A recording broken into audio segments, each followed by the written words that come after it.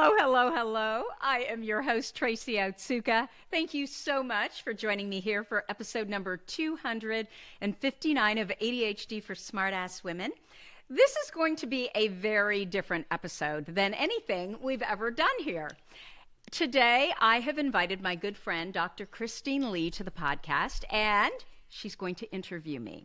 I don't really know what we're going to talk about, and so I'm really nervous. I don't know what motherhood, ADHD, positive emotion, definitely the book, but the ball is clearly in Christine's court. She's running with it, and where we end up, but we promise it'll be fun, right? Right. Hi, everyone. I am delighted to introduce you to Dr. Christine Lee. You may already know her as the procrastination coach. Dr. Lee is a seasoned psychologist who calls Westchester, New York, her home. And her journey into the depths of procrastination research began as a personal mission to conquer her own procrastination habits. This quest has not only led to her to a profound understanding of the topic, but also established her as a renowned expert in the field. In addition to her academic contributions, Dr. Lee is the host of the highly regarded podcast, Make Time for Success, where she shares invaluable insights and strategies to help listeners overcome procrastination and achieve their goals. Her impressive track record includes facilitating engaging workshops and training programs on procrastination at prestigious institutions such as Columbia University, New York Presbyterian Medical School, Fordham University, Barnard College, so on and so on.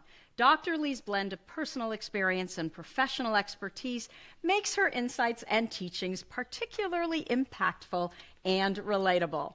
Welcome, Christine. I'm kind of scared because this is the first time in 5 years I'm giving up all control. And you know I'm a control freak, right? Well, Tracy, this makes two of us being terrified. And I am just gonna say thank you for trusting me with the interviewer role here, because your podcast has become such a wonderful source of inspiration, information, and entertainment for so many women around, men and women around the world. So I want to congratulate you on this platform and on the work that you've done, and now this beautiful book that you've created as well. Thank you. You know, when I was looking for your bio, I was searching my Google Drive for your old show notes because you were on this show before. Do you know you were my first guest on this podcast ever?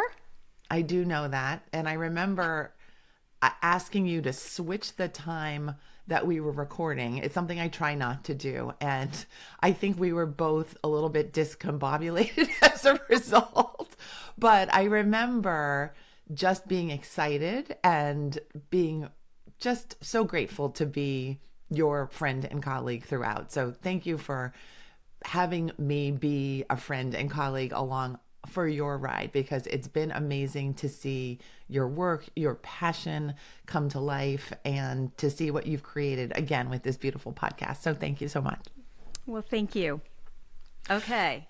So here we go. Let's talk about this wonderful book that you have created.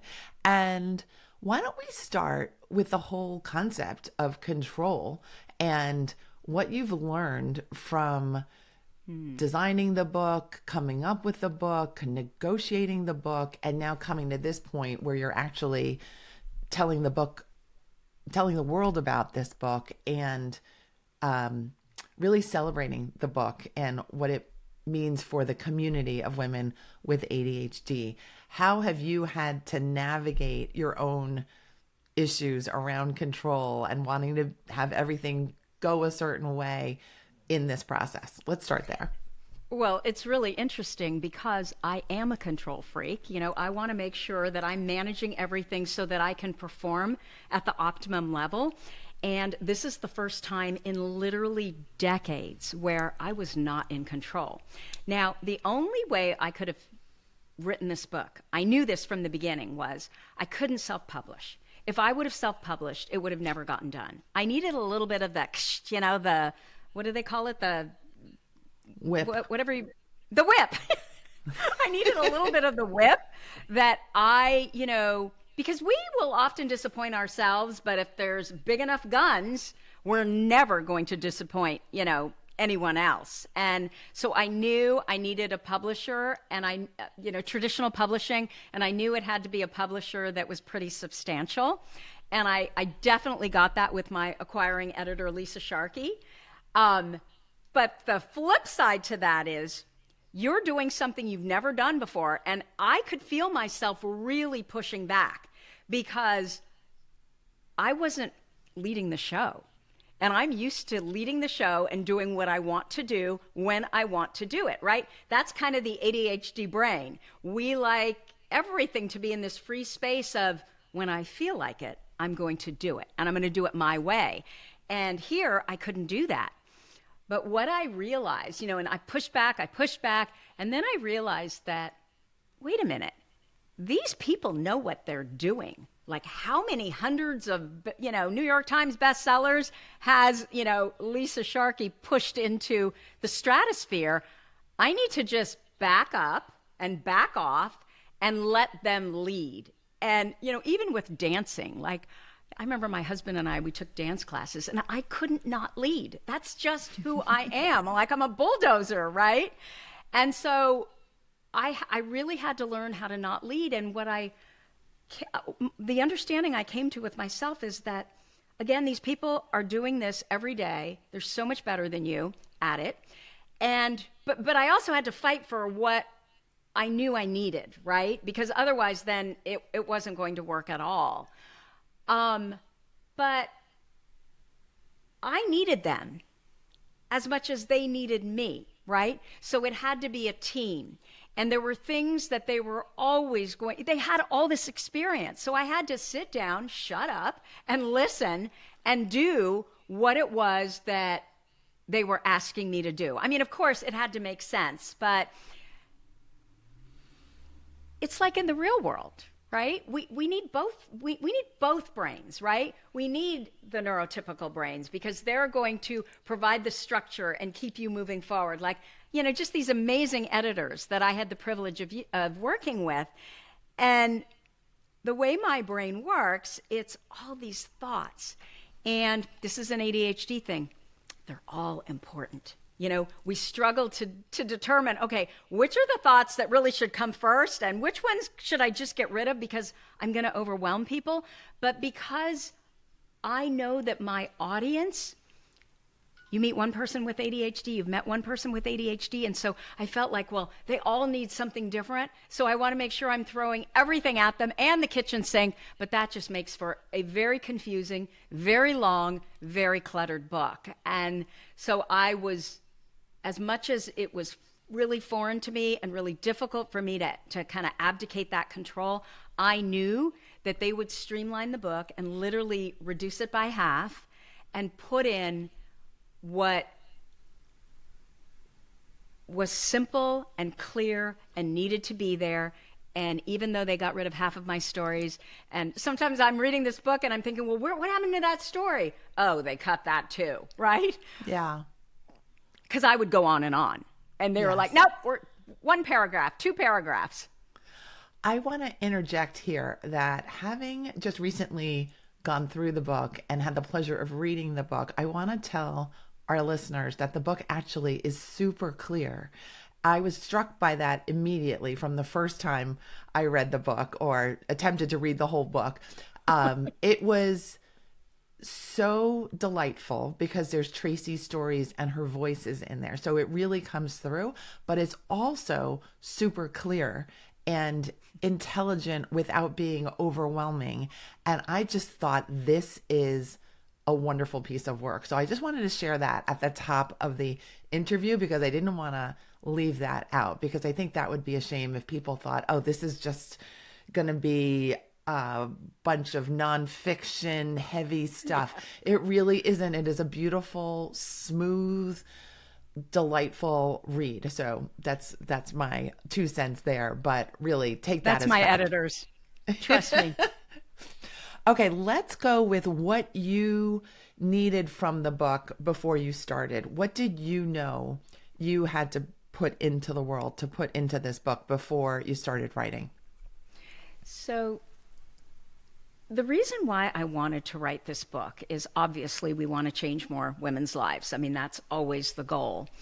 But my programs can be pricey to some, and I always felt bad. Like, if you can't afford my program, where can I send you? And so the goal was to write a book that I could send them to the book, because everybody can afford, a book. I'm trying to remember where I wanted to. What was your question again, Christine? What you wanted from the book, what you felt it was going to do for you and your mission. Oh, so my other goal was, some people just aren't podcast people, right? But I know how many lives we've been able to change through this podcast. I mean, I get these messages daily, multiple times a day, and I wanted to be able to do that with the book. And that was my biggest fear. I felt like, well, if my editors are taking things out, that means there's less of my voice. And isn't that, and I didn't even know what they were taking out at that point, because there was so much to take out. Like, it was overwhelming what I gave them.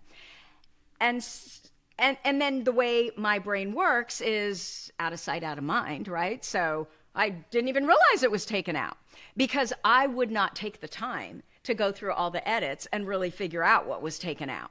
I mean, sometimes I did, but generally no.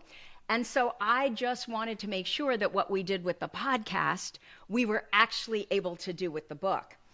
And when you are so close to something like a book that you've spent almost 2 years from the book proposal to actually, delivering this book to market, when you've spent that, actually it was 2.5 years, when you spent that long in it, oh my gosh, it's like here, I couldn't see the forest through the trees. And so when I was done with the book, I was just like, this sucks.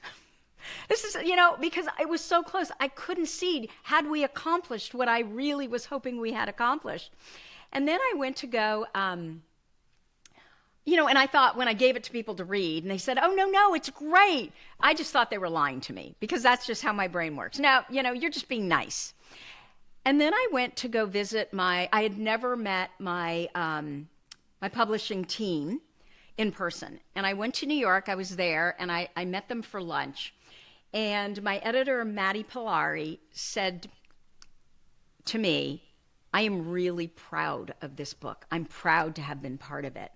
And I could tell that she wasn't just telling me that she really believed that. So that was the first thing. And I remember thinking, and it was really like, this whole thing was so emotional, because, my mom passed away very unexpectedly. Literally, I delivered the manuscript on a Tuesday. It was all done. And she never read it. She hadn't been given any of it, because I'm a perfectionist. And I thought, well, if I could give her the book like this, it's just more credible, right? And so I hadn't given her anything. And my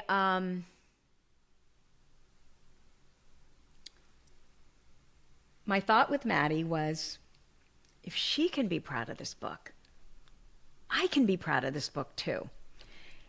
And then I went home, and we got the review from Publishers Weekly. From the Publishers Weekly review, somehow I ended up on NetGalley, and I'm like, oh my gosh, real people have reviewed this book. And I went into the reviews, and there were people who were saying things like, I don't read nonfiction. I have no interest in nonfiction. The title of this book is what kind of hooked me in.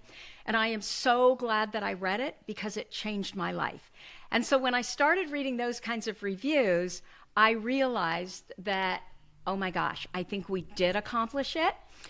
And then yesterday I found out that we just, Book Riot just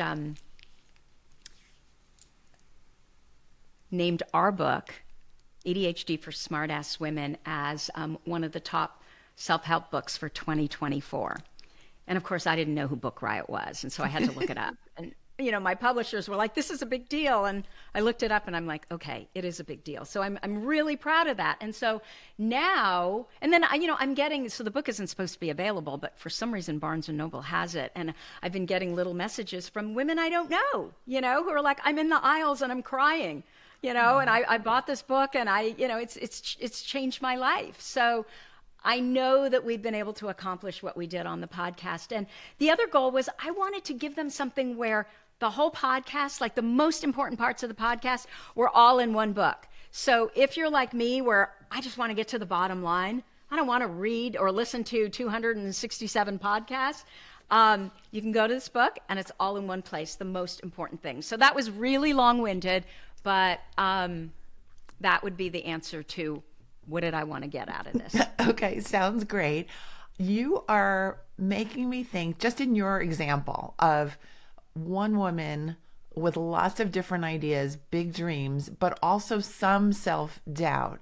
How do you encourage your audience to keep the bigger vision alive when there is maybe sometimes a very strong core self-doubt voice inside saying, you know what, you're really lame. You know what, you failed a lot in the past. You know what, you're kind of an imposter doing this stuff that you're trying to do. What are your techniques? That many of them are in the book, I know, but if you could share with some of them now, some of those techniques with us now, but also just your general ideas, because you've been able to navigate that conflict, right? The imposter voice inside and the big vision, big doer, big creator part of you.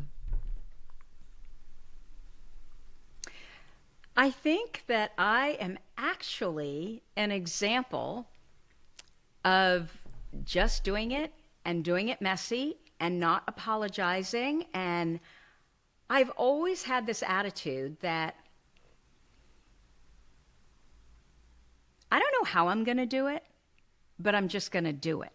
Like, how did I even end up in very short years, right, being this expert on ADHD? And the fact that I often feel like I'm taking on a lot of the ADHD establishment, right? That's all about the pathology and what's wrong with us and what's broken. And the truth of the matter is there's nothing wrong with us. And 43% of us are in excellent mental health, but nobody wants to talk about that. And that's a big study out of Canada. And, you know, like I don't stop talking about that. So instead of worrying about all the stuff that we can't do, what if we focus on what we can do and what we do well, right? With our high energy and our great creativity and our, you know, hyper-focused interests. I've just never felt the need to apologize for who I am. It's almost like, well, if you don't like me and you don't get it, screw it. Now, do I sometimes have thoughts where, so I have a real struggle with working memory. You know that.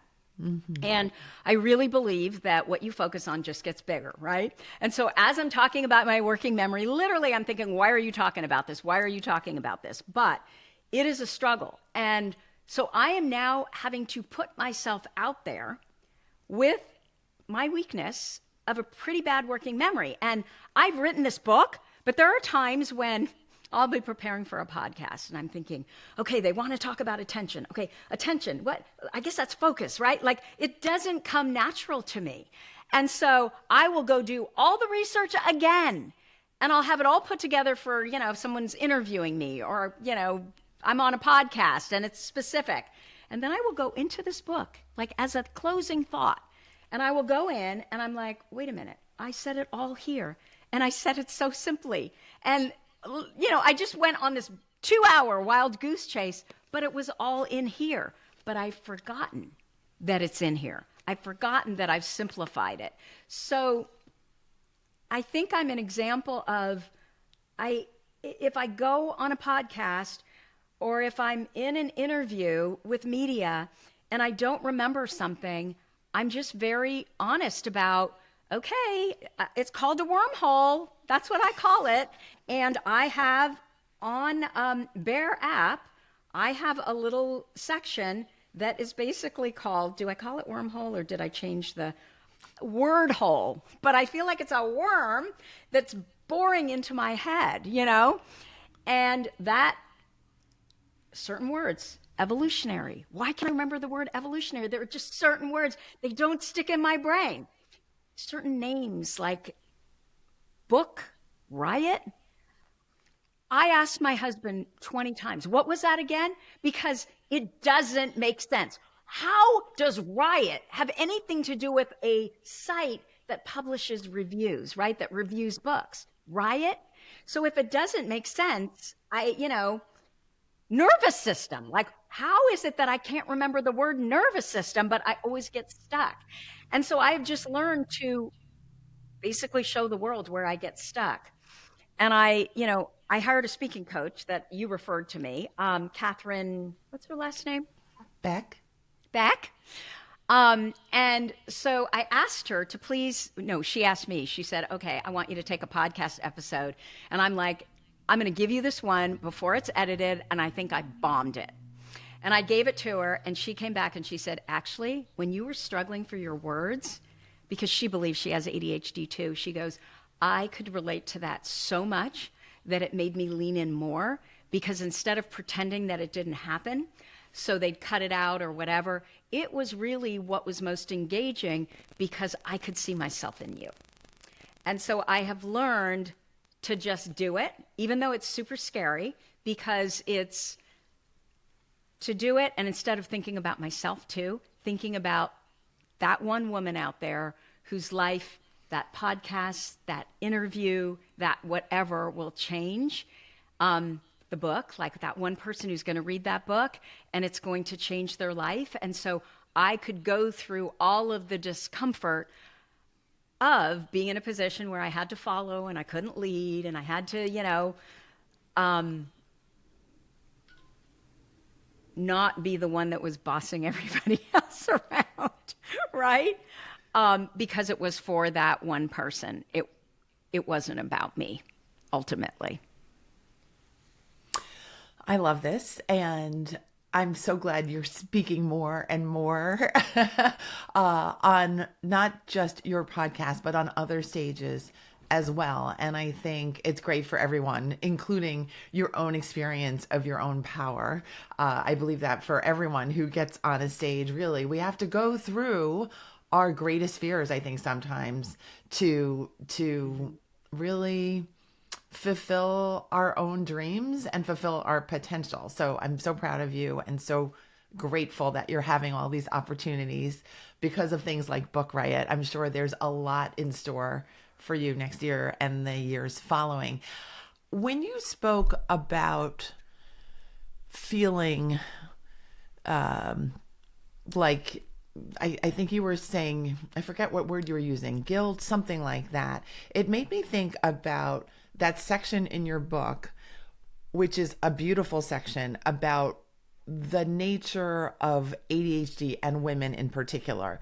The fact that women need to adhere to certain gender norms and roles, that there are different pressures that women face without maybe even consciously knowing about them because they are women. And I would love for you to say a few words about how important these issues are for you and why you're doing all of this work, the book and the promotion and your podcast, because I found that section to be so important and so all about who you are and all about what your work is. So I just definitely wanted to make sure to mention that on this episode.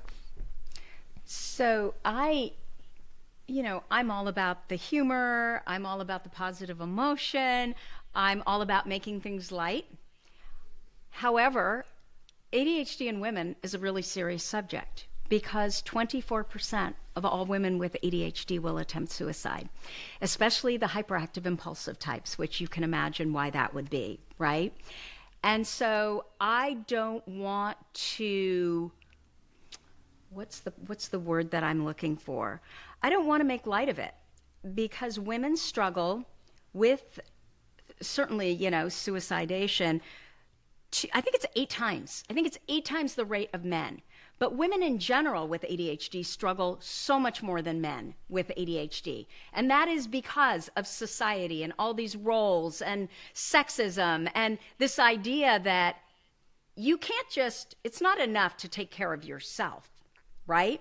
You also are responsible for the kids, if there are kids. You're responsible for the household. You're responsible often for your partner's executive functions, which makes no sense. And then beyond that, If you are more hyperactive impulsive, well, society doesn't really like women like that. They don't like women that speak their mind. They don't like women that say, no, I don't want to do it that way. They don't like women that are loud, right? And opinionated. And, most of us with hyperactive impulsive type ADHD can be like that.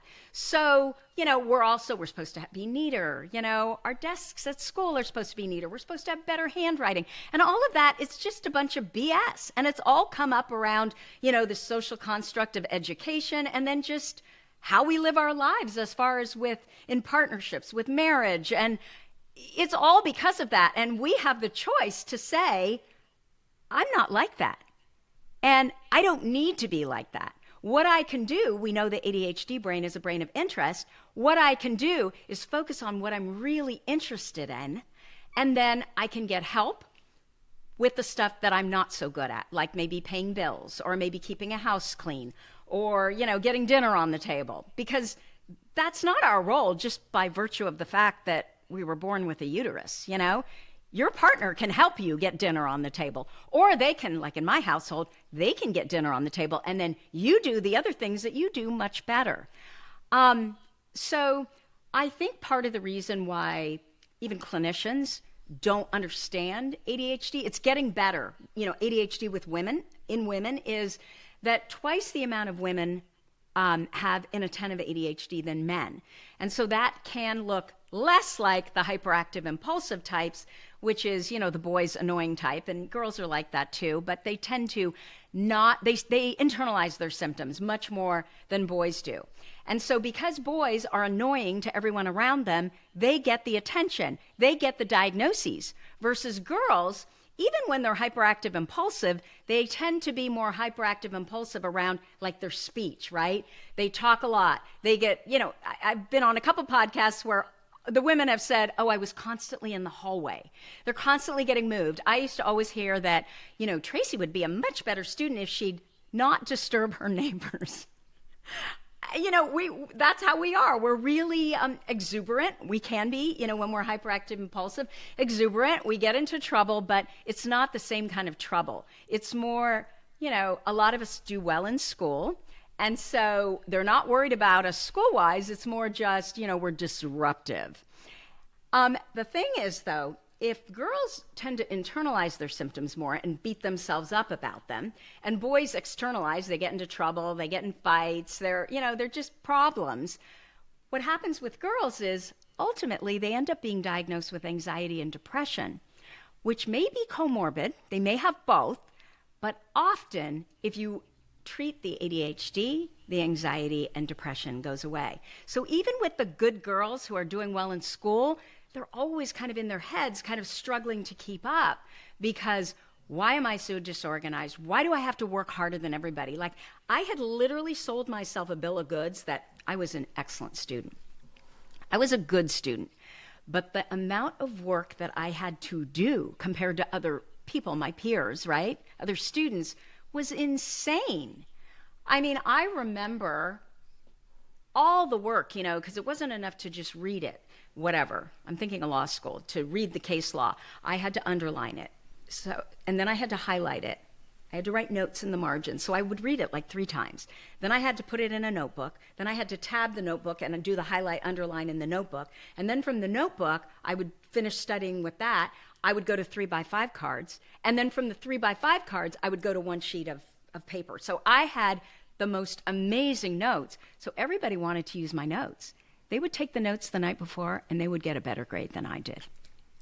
I knew it, but, working memory issues and just focus and yeah. So, okay, so they're diagnosed with anxiety and depression and often mismedicated too, right? And a lot of the medications for anxiety and depression can make the symptoms of ADHD worse, more unfocused, more all over the place. Girls are also diagnosed later. So boys tend to be like, you see the symptoms 7 to 9 years old. With girls, it tends to be at puberty. Why? Because estrogen modulates dopamine. And of course, there were no studies on girls. All the studies were done on prepubescent boys, right? So we didn't even know that hormones play a role in all of this. And I mean, puberty, if you think about it, that's probably the hardest time in a girl's life anyway, right? And so all of a sudden, like me, I had such amazing working memory. I mean, I didn't just do the plays, I wasn't just the lead in the plays in English-speaking plays, but also German-speaking plays. And all of a sudden, when I turned 13, I couldn't even remember the chorus of a song. And so that working memory that was so brilliant before, like it was almost photographic, it was gone. And I had to figure different ways, different systems. And then junior high school is so hard anyway. So what I relied on was my intelligence. And I was like, what happened to it? I'm a fraud. I'm fake. And, that went into high school and then college. And so you see these things, these big things that you do so well.